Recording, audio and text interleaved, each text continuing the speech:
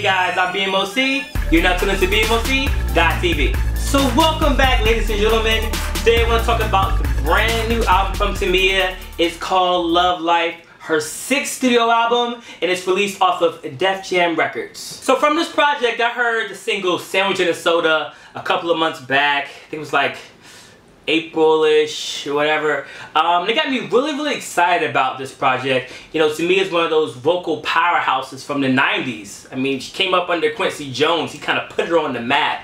So she's had like breaks here and there, but she never really disappoints. So I definitely was looking forward to her return back to the music scene with this project. So the first track we get into is a song called Love Falls Over Me.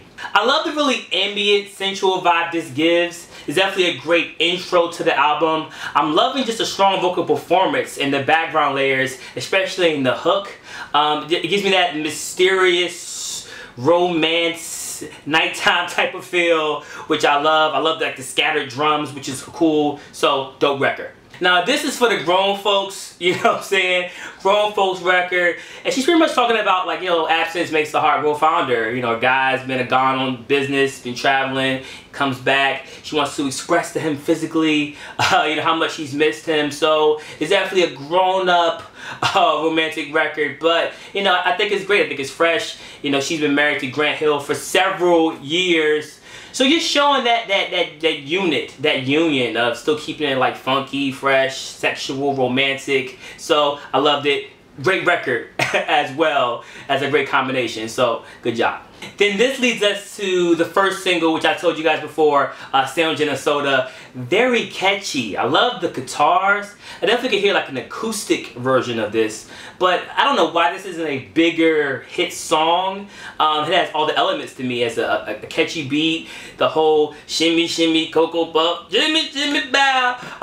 That whole turn on that is really romantic. It's grown. She's showing her vocals. I don't know why this isn't a bigger song, but I thought it was a great single and definitely a great entry on the album. Next is a track called Nowhere, which is probably my favorite song production-wise. I love the melody and the bass lines. I love it. Especially the switch up when it comes with the bridge. I love that as well. It's a dope two-step record. It really shows Tamia's diversity without having to compromise her vocal prowess, if you will. But it's definitely a diverse record, something you could throw in the club or in a lounge somewhere. I think it's a great track. Then we get into Lipstick, which to me should be the second official single. I don't know what the second single is going to be, but Lipstick to me is like radio ready. It's very catchy, clever lyricism. To me it sounds fresh. It sounds like a brand new artist on this. So Lipstick, dope. I know the fellas, the title's a little off. You know, guys would be like, hey, my favorite song was Lipstick from Tamia's album, but I mean, this is definitely a really good pick for a radio single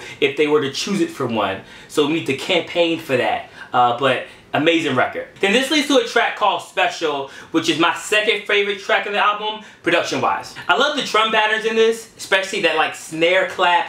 It also gives me a Michael Jackson Human Nature vibe. Do they do me that way? And as you would expect, the title is talking about her saying that she's with somebody who she feels is very special, and showing that person, telling that person how special they are. Dope concept. I would love to hear this live as well. Again, just based upon the instrumentation and her voice. Another great track. After that, we get into a song called Like You Do.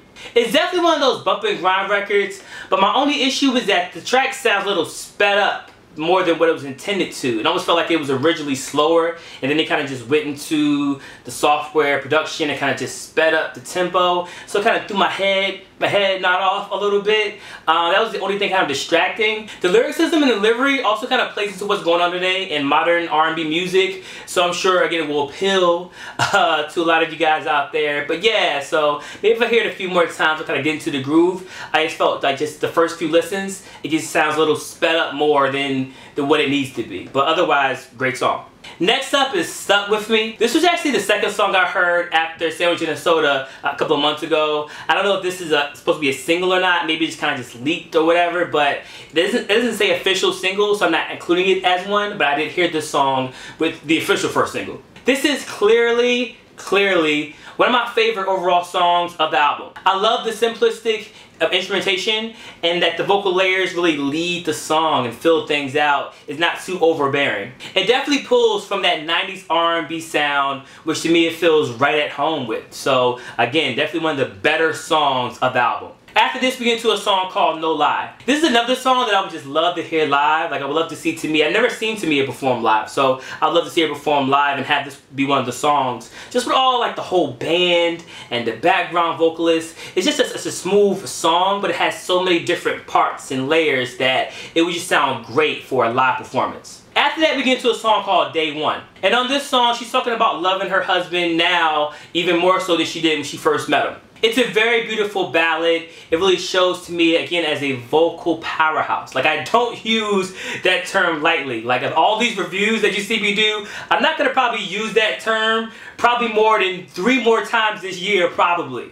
Well, hopefully, but probably not. It's not disrespecting other singers and other musicians, but not everybody's a vocal powerhouse. Some people don't want to be vocal powerhouses, but for those that are, the very few that are, it's a special thing. And so everybody can pull off such a heartfelt, emotional ballad that actually means something. The lyrics mean something. You kind of know the story of Tamia and her husband, so you know it's coming from a true place, and just her vocals ties everything together. So it's a phenomenal track. And then to close out the album, her last song is Black Butterfly. The song is very motivational, talking about achieving your dreams and standing up for who you are and showing the world what you can do. To me, it's always shown like a very encouraging, motivational spirit.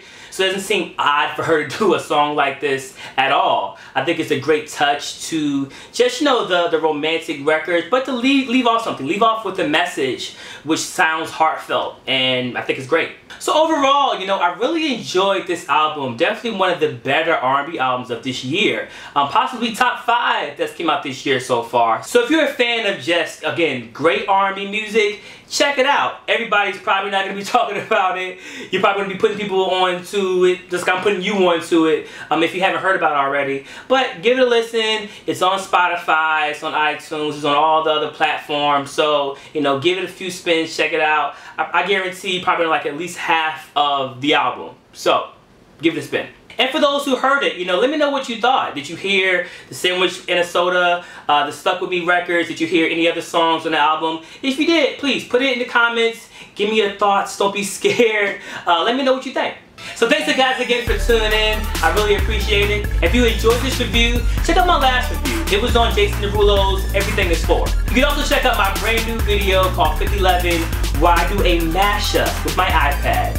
And I produced Beyonce, Missy, Queen Latifah. I put them all on one song. I did the beat, I did them all on the iPad, the videos, but check it out. Also, for deeper music discussions, check out our brand new Facebook group at facebook.com/groups/BMOCTV. Also post new videos every week at youtube.com/BMOCTV.